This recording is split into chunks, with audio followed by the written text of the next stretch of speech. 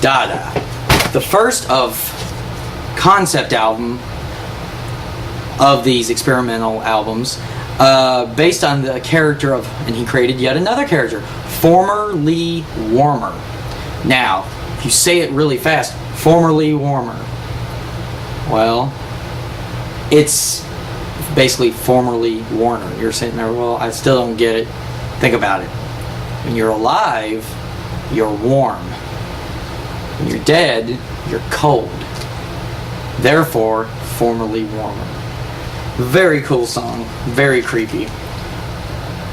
Based on it's a Salvador Dali painting. And if you look at it from far away, it looks like a skull. Very cool. And it kind of fit Alice's whole idea that he was putting together based on, the movement of Dadaism. The song itself, there are no actual song lyrics per se. It's a conversation between Alice's psychiatrist, or the character Alice is portraying, and he's talking to this psychiatrist, who is voiced by Bob Ezrin, which is very cool. And it's very sinister, because he talks about, my son, he takes care of me, and I had a daughter too. The psychiatrist goes, you don't have a daughter. And he goes, I have a daughter. And the psychiatrist goes, you have a son. He goes, well, I ate her. He's a cannibal. The album is loosely based on the idea of formerly Warner, a dead cannibal creature that lives in an attic, and his brother brings to him victims. And there's only a few songs that this would kind of tie in, because the rest of them are kind of just out there in their own realm. But I'm glad Alice got better and no more alcohol was in his system, and the man was ready for rebirth. But DaDa is a fantastic album to end this era with, because if he had albums like this in the earlier three, wow. And it's a shame, it's a damn shame he did not tour with this album. There has not been one song from either Zipper Catches Skin or DaDa ever performed live. DaDa would benefit so well. The song itself, or should I say the opening track of DaDa, which is DaDa, would be a creepy way to start the show, because it's just, you hear this and you hear this little girl's voice, DaDa. It's chilling, and then the music is just so creepy. I at one time turned the lights out in the month of October, and sitting there in darkness and just played that first song. That was a very effective song. That would make a great haunted house theme.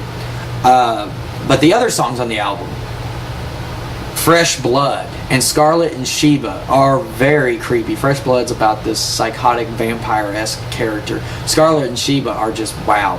Talk about some characters. I mean, in the parlor where the lights are low, I watch their vulture act, I watch their show.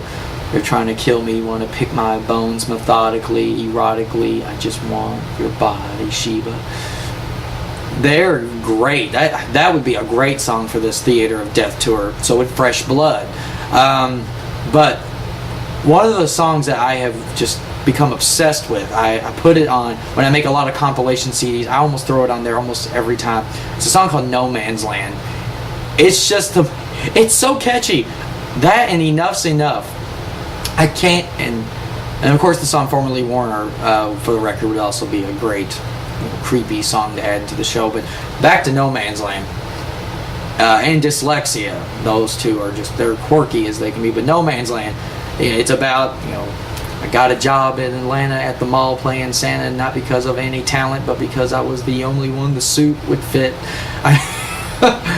And then, everybody shopping, little sticky kids were hopping on my lap with their fingers in my beard. I guess they thought that I was really it. She sat down on my lap and said to me, I'm 23 and I need someone. You look like someone who could play with me, stay with me, all day with me, because I'm in no man's land. And it gets better. I just love that song. It's so catchy. I find myself singing it in the mornings at work. It's one of those songs that you hear it once, it will not leave. I love it. Pass the Gun Around and I Love America are probably my least favorites, but they're still really good.